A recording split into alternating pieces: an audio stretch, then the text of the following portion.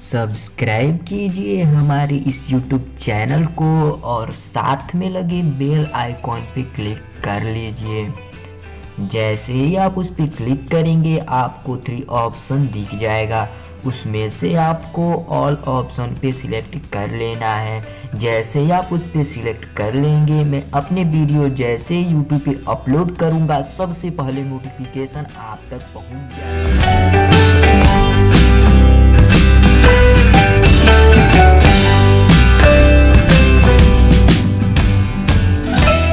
तो देखिएगा दोस्तों, पांचवा क्वेश्चन क्या कर रहा है। पांचवा क्वेश्चन है 8.1 प्रश्नावली का पांचवा क्वेश्चन है। कितना एक्सरसाइज यहाँ पे लिख देता हूँ 8.1 का पांचवा क्वेश्चन है। आगे के 4 क्वेश्चन हमने हल कर लिया है। तो चलिए अब हम लोग पांचवा क्वेश्चन देखते हैं। पांचवा क्वेश्चन क्या कर रहा है, सबसे पहले इसको हम लोग देखते हैं। सबसे पहले किसी भी क्वेश्चन को हल करने से पहले उस क्वेश्चन को अधिक गहराई से समझ लेना आवश्यक होता है। देखिए क्वेश्चन क्या कर रहा है, यदि सेक थीटा इक्वल टू 13/12 हो, क्या दिया हो, सेक थीटा इक्वल टू 13/12 हो तो अन्य सभी त्रिकोणमितीय अनुपात हमें ज्ञात करना है। सबसे पहले जानिएगा कि त्रिकोणमितीय अनुपात अन्य का रहेगी तो अन्य कितने होते हैं। सबसे पहले ध्यान रखिएगा, त्रिकोणमितीय अनुपात जो होते हैं मतलब जो समकोण त्रिभुज के यानी जो त्रिकोण के जो त्रिकोणमितीय अनुपात कितने होते हैं, टोटली 6 होते हैं। कितने होते हैं, 6 होते हैं। कौन कौन से देखते हैं जरा यहाँ पे ध्यान से। पहले सबसे पहले इस चीज को समझ लीजिएगा कौन कौन से होते हैं। सबसे पहले ध्यान दीजिएगा, पहला होता है साइन थीटा। साइन थीटा ये हो गया पहला।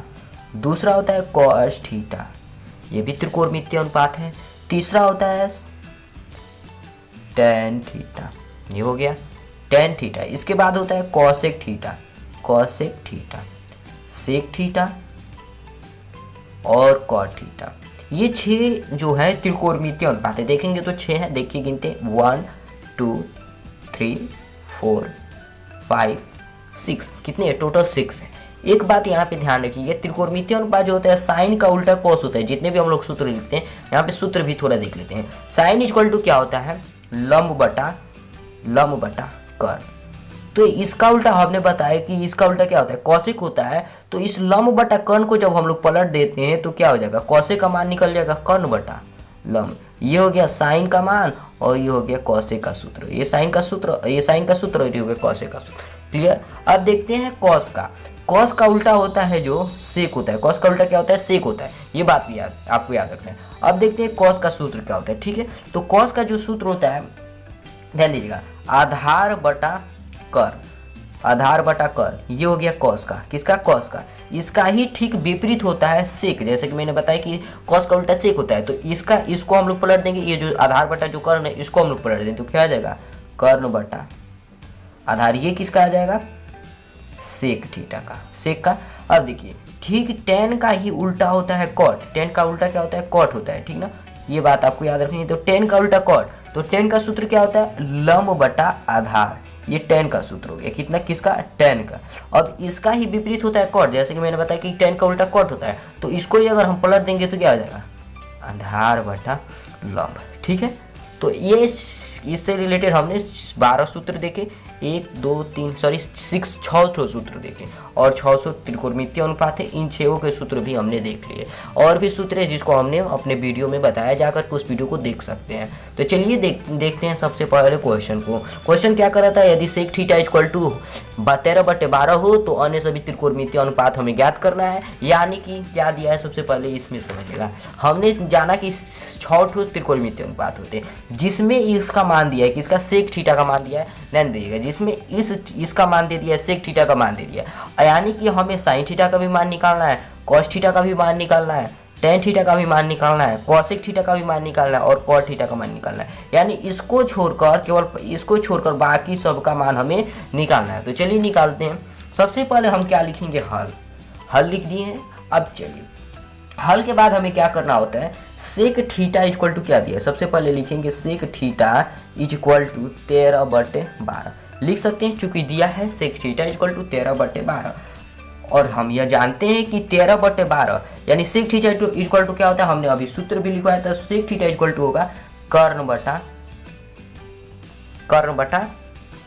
आधार। ये होता है सेक थीटा इक्वल टू। यानी कर्ण का मान 13 दिया है और आधार का मान 12 दिया है। कर्ण का मान 13 और आधार का मान 12। तो अब हमें क्या निकालना है, कर्ण का मान दे दिया है और आधार का मान दे दिया, तो किसका निकालना है, लंब का मान निकालना है। तो चलिए डायरेक्ट यहाँ पे लंब का मान निकाल देते हैं। मैं यहाँ पे केवल आपको समझा रहा हूँ, ठीक है। तो यहाँ पे लंब का मान निकालेंगे। चलिए लंब, इसलिए लंब इक्वल टू क्या होता है, सबसे पहले ये ध्यान दीजिएगा, लंब इक्वल टू होता है रूट कर्ण स्क्वायर माइनस ये आधार स्क्वायर, यानी कर्ण स्क्वायर माइनस आधार स्क्वायर। कर्ण का मान सबसे पहले हम यहाँ पे देख लेते हैं। कर्ण का मान 13 यानी 13 का स्क्वायर और आधार का मान 12 यानी 12 का स्क्वायर। 13 का स्क्वायर और 12 का स्क्वायर, देखिए 13 का स्क्वायर करते हैं तो क्या आ जाता है 159, यानी 169 माइनस 144 ये आ जाता है दोनों का स्क्वायर। 13 का स्क्वायर 169 और 12 का स्क्वायर 144। अब देखते हैं आगे देखिएगा। अब इन दोनों को हम क्या कर देंगे, जोड़ देंगे। इन दोनों को हम क्या करेंगे, जोड़ देंगे तो क्या आ जाएगा, सॉरी इन दोनों को यहाँ पे घटाव है, क्या है घटाव है, तो इन दोनों को क्या कर देंगे, घटा देंगे, माइनस कर देंगे, ठीक है। सब्ट्रैक्शन यहाँ पे करेंगे। तो यहाँ से इन दोनों को जब घटाएंगे तो 25 आ जाएगा रूट में, क्योंकि यहाँ पे क्या है, रूट है। अब जब हम जानते हैं कि 25 जो होता है 5 का वर्ग होता है, 5 का वर्ग होता है, तो क्या हम यहाँ पे 5 लिख सकते हैं। 25 किसका होता है, 5 का वर्ग होता है, तो हम यहाँ पे 5 लिख देंगे। यानी लंब इक्वल टू 5 हमें प्राप्त हो गया। और पहले से कर्ण का मान दिया था 13 और आधार का मान भी दिया था 12, यानी लंब का मान भी हमने निकाल लिया 5, लंब का मान 5। अब आते हैं अपने क्वेश्चन की ओर। अब हमें क्या निकालना था, अतः आप चाहें तो लिख क्या सकते हैं, यहाँ पे देखिएगा, अतः लिख सकते हैं, अतः कर्ण का मान दिया है तो कर्ण इज इक्वल टू 13 सेंटीमीटर लिखना चाहिए तो लिख सकते हैं। अतः कर्ण नहीं दिया है तो नहीं लिखेंगे। और आधार इज इक्वल टू, ऐसे आपको थोड़ी दिक्कत नहीं होगी। और यहाँ पे हमने अभिलंब का मान निकाला, लंब इज इक्वल टू 5, ये हो गया। अब चलिए क्वेश्चन पे आते हैं, करें कि सभी त्रिकोणमितीय अनुपात हमें निकालना है। सेक का दिया है तो अब सेक को छोड़ करके हम सभी त्रिकोणमितीय अनुपात को निकालते हैं। तो लिखेंगे तो साइन ए, क्या लिखेंगे, साइन ए। हमने जाना कि 6 है, जिसमें पहला है साइन ए, कोई भी निकाल सकते हैं, या फिर साइन ए निकाले या फिर कॉस ए, कोई अगर सूत्र याद होगा तो कोई भी निकाल सकते हैं। तो साइन ए इक्वल टू क्या होता है, सबसे पहले याद ध्यान रखिएगा। साइन इक्वल टू क्या होता है, सबसे पहले याद ध्यान रखिएगा। तो साइन इक्वल टू होता है लंब बटा कर्ण, क्या होता है, लंब बटा कर्ण। या यहाँ पे लंब का मान देखिएगा, यहाँ पे हमने लंब का मान लिखा है 5 और कर्ण का मान 13, यानी 5 बटा 13, ये हो गया साइन ए का मान। दूसरा निकालते हैं कॉस ए, किसका, कॉस ए। चलिए कॉस ए, तो कॉस ए इक्वल टू क्या होता है, आधार बटा कर्ण। कॉस ए इक्वल टू आधार का मान देखते हैं, यहाँ पे आधार का मान 12 और कर्ण का मान 13, यानी 12 बटा 13। अब तीसरा निकालते हैं, तीसरा क्या है, जानिएगा, तीसरा है tan a। यानी tan इक्वल टू क्या होता है, लंब बटा आधार, लंब बटा आधार। सॉरी दोस्तों, यहाँ पे थीटा होगा, सॉरी थीटा होगा, क्योंकि ए नहीं दिया है, थीटा ही दिया है, थीटा होगा, ठीक है, क्या होगा, थीटा होगा। तो थीटा लिख लीजिएगा, यहाँ पे भी थीटा होगा। तो यहाँ पे थीटा यानी साइन थीटा, कॉस थीटा और टेन थीटा, ठीक है। तो टेन थीटा इक्वल टू क्या होता है, लंब बटा आधार होता है। लंब का मान देखते हैं जरा, लंब का मान यहाँ पे देखिएगा, तो लंब का मान 5 और क्या करें, आधार 5 का, और आधार का मान 5/12, यानी आधार का मान 12 तो 5/12।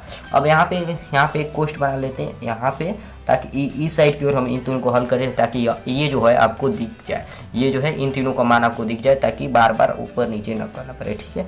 तो इसको आप नीचे ही कर लीजिएगा, ठीक है। अब आपका क्या आता है, कॉसेक ए, क्या आता है, cosec theta. Cosec theta equal to क्या होता है, वो सूत्र रखेंगे, ठीक है। कॉसेक थीटा इक्वल टू क्या होता है, वो हम सूत्र रखेंगे। तो कॉसेक थीटा इक्वल टू होता है कर्ण बटा आधार। अब कर्ण का मान जो दिया है हम वो लेंगे। कर्ण का मान यहाँ पे देखिएगा 13 और आधार का मान यहाँ पे देखिएगा 12, यानी 13 कर्ण बटा लंब हो जाएगा। क्या हो जाएगा, कर्ण बटा लंब। क्या हो जाएगा, कर्ण बटा लंब। सॉरी दोस्तों, यहाँ पे कर्ण बटा लंब, चूंकि साइन का उल्टा होता है, साइन का उल्टा क्या होता है, कॉसेक होता है। तो क्या हो जाएगा, कर्ण बटा लंब। तो कर्ण का मान देखते हैं 13, कर्ण का मान क्या है 13 बटा में 5, 13 बटा में 5, यहाँ पे भी 13 होगा, यहाँ पे 12 मैंने लिख दिया आधार का मान, ठीक है। यहाँ पे भी 13 होगा, चूंकि कर्ण का मान दिया है, यहाँ पे मैंने क्या लिख दिया, लम का मान दे दिया, लेकिन आपको बताया था कर्ण ही, लेकिन यहाँ पे मैंने क्या लिख दिया, लम का मान दे दिया, ठीक है। तो यानी 13/5, ठीक है। अब आता है आपका कॉस का उल्टा सेक थीटा, तो सेक थीटा इसका ही उल्टा हो जाएगा, यानी कि कर्ण बटा आधार। कर्ण का मान देखेंगे तो सेक का मान, कॉस का मान देखिएगा 12/13 है, तो इसको पलट देंगे तो 13/12, 13/12, या फिर यहाँ पे आप देख भी सकते, कर्ण का मान क्या है 13 भरा है, ठीक है। आधार का मान क्या है 12 है, कोई भी गलती नहीं। अब चलिए आते हैं कॉट थीटा, इसी के सूत्र को हम लोग पलट देंगे, यानी आधार बटा लंब। अब इसी के मान को भी हम पलट देंगे, यानी 12/5। देखिए क्या ये सही है, देखिए कॉट थीटा इक्वल टू आधार बटा लंब ही होता है, ये बात सही है। और इक्वल टू लंब, आधार का मान देखिए तो 12 भरा है, लंब का मान 5 है। तो इन सब का मान हमने निकाल लिया, कह रहा था सेक को, यानी सेक को छोड़कर यहाँ पे हमने सेक का भी मान निकाल दिया, सेक को छोड़कर बाकी अन्य इन सब का मान हमें निकालना था, तो यहाँ पे हमने सेक का भी मान निकाल दिया है। तो देखते हैं क्या सेक का मान सही आया है, इसको आपको नहीं निकालना है, ठीक है, मैंने ऐसे ही निकाल दिया। तो देखते हैं क्या सेक का मान सही आया, सेक का मान भी 13/12 है, यहाँ पे भी जिसका मान निकाला 13/12 है। तो यहाँ पे देख सकते हैं, यानी करेंगे अन्य सभी त्रिकोणमितीय अनुपात को हमें निकालना था, तो हमें सारे त्रिकोणमितीय अनुपात इसको हमें नहीं निकालना था, ठीक है, नहीं निकालेंगे, ठीक है। तो इस साइन थीटा 5 ही निकालना था, 5 में 1 दे दिया तो 5 निकालना था, ठीक है, तो 5 निकल गया, ठीक है। तो उम्मीद करता हूँ आप समझ गए होंगे। तो चलिए आज की इस वीडियो में फिलहाल इतना ही दोस्तों। अगर ये वीडियो आपको अच्छा लगा हो तो लाइक कीजिएगा और साथ ही साथ शेयर कर दीजिएगा और हमारे चैनल को सब्सक्राइब कर दीजिएगा। धन्यवाद। सब्सक्राइब कीजिए हमारे इस YouTube चैनल को और साथ में लगे बेल आइकॉन पे क्लिक कर लीजिए। जैसे ही आप उस पर क्लिक करेंगे आपको 3 ऑप्शन दिख जाएगा, उसमें से आपको ऑल ऑप्शन पे सिलेक्ट कर लेना है। जैसे ही आप उस पर सिलेक्ट कर लेंगे, मैं अपने वीडियो जैसे ही YouTube पे अपलोड करूँगा सबसे पहले नोटिफिकेशन